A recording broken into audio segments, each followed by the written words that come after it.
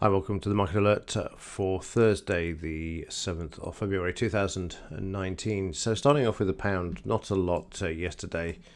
Obviously, the market dominated by Brexit still. See small retracements here and moving higher. Still below the 200 bar moving average in the 15-minute narrow range for yesterday, as you can see in the daily chart there. But below the 50 bar moving average and having broken the 200 bar moving average the other day, the market continues to the downside here.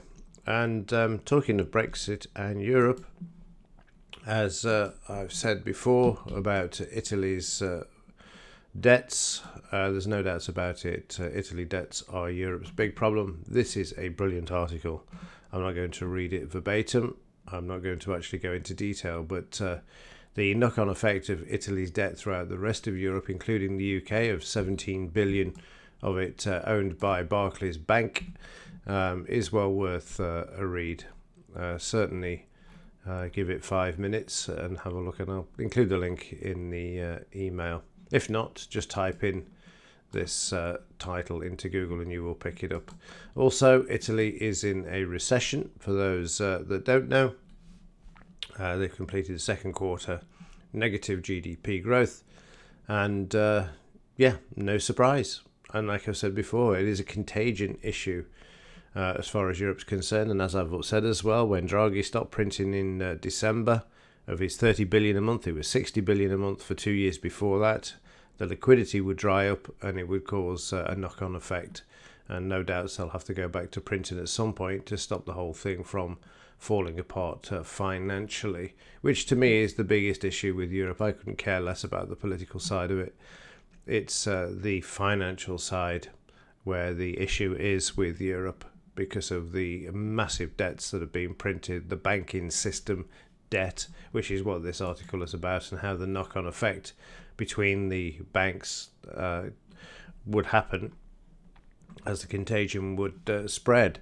So well worth a look there, and it's nice to actually see these things at last being reported, as opposed to just this political nonsense with Brexit and backstops and all the rest of it. What's really underpins the Europe's failure, in my opinion, going forward, will be the financial aspect of it, the monetary aspect of it, how it holds together after they've been printing 60 billion a month to hold it together. But you won't see that on the BBC, I'm afraid. You'll never see that. Meanwhile, in the Dow, let's have a look at the daily chart first. Market very quiet yesterday, sideways too low, one of the quietest days we've seen in a long time. And slightly down on the overnight that you can see there as well.